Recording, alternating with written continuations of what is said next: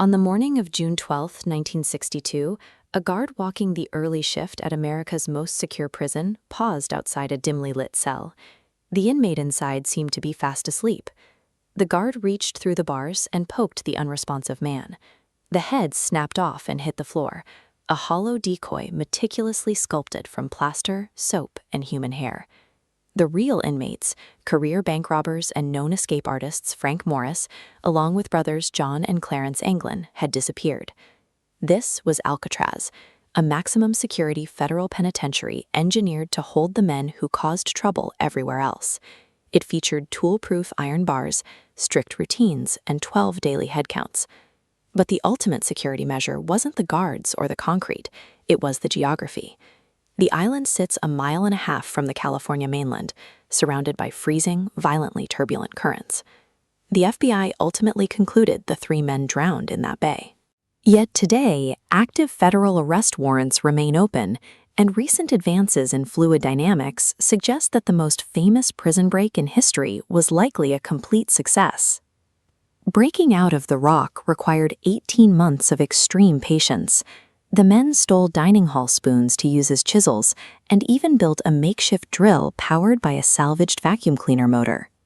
Looking closely at the cell wall beneath the sink, you can see where they scraped away the salt-damaged concrete around an air vent.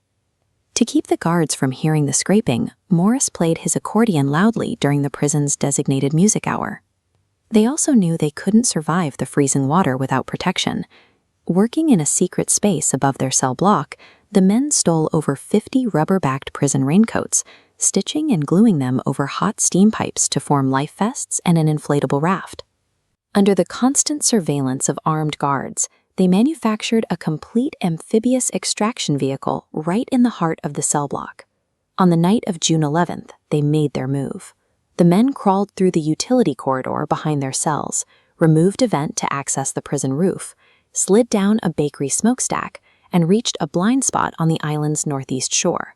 There, in the dense fog, they used a modified musical instrument to pump air into their raincoat raft, pushed off the rocks, and vanished into the darkness. When the dummy heads were discovered the next morning, it triggered one of the largest land, sea, and air manhunts in American history. Searchers found specific remnants of the escape floating in the tide: a wooden paddle, a deflated life vest with teeth marks on the valve, and a bag of personal photos floating near Angel Island, seen here. Because no bodies were ever recovered, the FBI kept the case open for 17 years. But in 1979, they officially closed their file. Their conclusion was that the homemade raft broke apart. The men froze, and their bodies were swept out to sea by the harsh outgoing tide. The physical debris in the water appeared to confirm a catastrophic failure. For decades, the public accepted that Morris and the Anglins died in the bay, until a team of Dutch hydrologists decided to test that assumption using modern data. In 2014, researchers at Delft University applied an advanced hydraulic simulation program to historical tidal data from the exact night of the escape. This map visualizes those complex tidal currents. The model mapped thousands of virtual rafts. It proved that if the men entered the water before 11:30 p.m., the massive outbound current would have pushed them into the Pacific Ocean. If they launched after midnight, the incoming tide would have trapped them in the bay. But the simulation revealed a highly specific survival window. If they set sail exactly between 11:30 and midnight, the slackening tide would ferry them directly to land just north of the Golden Gate Bridge.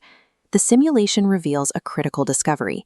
If they landed successfully at Marin, the reversing currents would carry their discarded gear backward into the bay, depositing it exactly on the shores of Angel Island. This simulation completely inverts the FBI's core argument. The life vest and the family photos found at Angel Island aren't evidence of a drowning. They are the exact hydrodynamic footprint of a successful landing. That exact landing zone matches another piece of evidence from 1962, a blue 1955 Chevy reported stolen in Marin County on the very night of the breakout. For years, authorities suspected that a set of human bones washed up in 1963 might belong to one of the escapees. But in 2015, DNA testing against the Anglin family lineage proved the remains belonged to someone else. Then there's the visual evidence. In 2020, an AI analysis used facial mesh lines to compare the 1960 Anglin mugshots to a grainy photograph from Brazil taken in 1975. The algorithm identified high probability matches for both identities. The San Francisco police even received a handwritten letter in 2013 from a man claiming to be John Anglin. In it, the author stated that while Frank and Clarence had passed away, all three of them survived the water that night. While absolute proof requires a living body or a perfect DNA match, the alignment of advanced fluid dynamics and modern AI analysis makes the official story of death in the bay increasingly difficult to defend. Frank Morris and the Anglin brothers used the currents of San Francisco Bay to vanish.